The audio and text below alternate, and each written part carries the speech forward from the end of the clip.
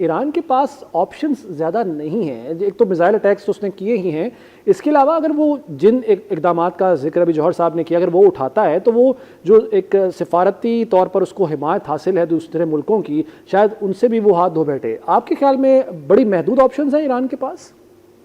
देखिए, मैं जौहर सलीम साहब की बहुत सारी बातों से इत्तेफाक करता हूँ। डिप्लोमेटिकली उन्होंने जिस तरीके से सारी सूरत हाल को सम अप किया है वो बहुत हद तक ठीक है, लेकिन मैं ये मानने में मुझे थोड़ी दिक्कत होगी कि ईरान बिल्कुल हेल्पलेस है, वो लेम डक है, वो आएगा इसराइल उसको खा जाएगा। तो ये तो बहुत पहले हो गया होता अगर ऐसा हो सकता हो। मेरे ख्याल से there is an element of surprise somewhere. वो क्या है मैं उसको डिफाइन नहीं कर सकता, ना एक्सप्लेन कर सकता हूँ।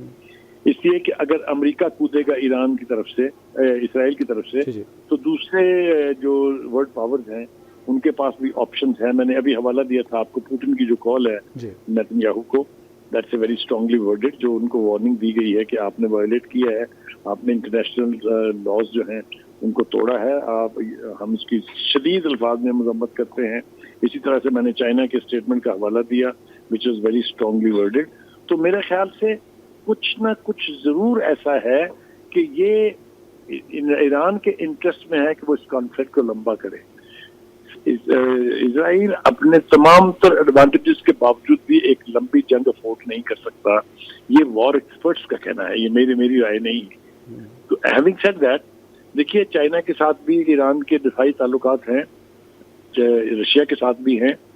अगर आपको याद हो तो सीरिया के अंदर जो एयरबेस है रशिया की, वो भी ईरान की जो प्रो ईरान गवर्नमेंट थी वहाँ उन्हीं की वजह से वो कायम हुई थी वहाँ पर।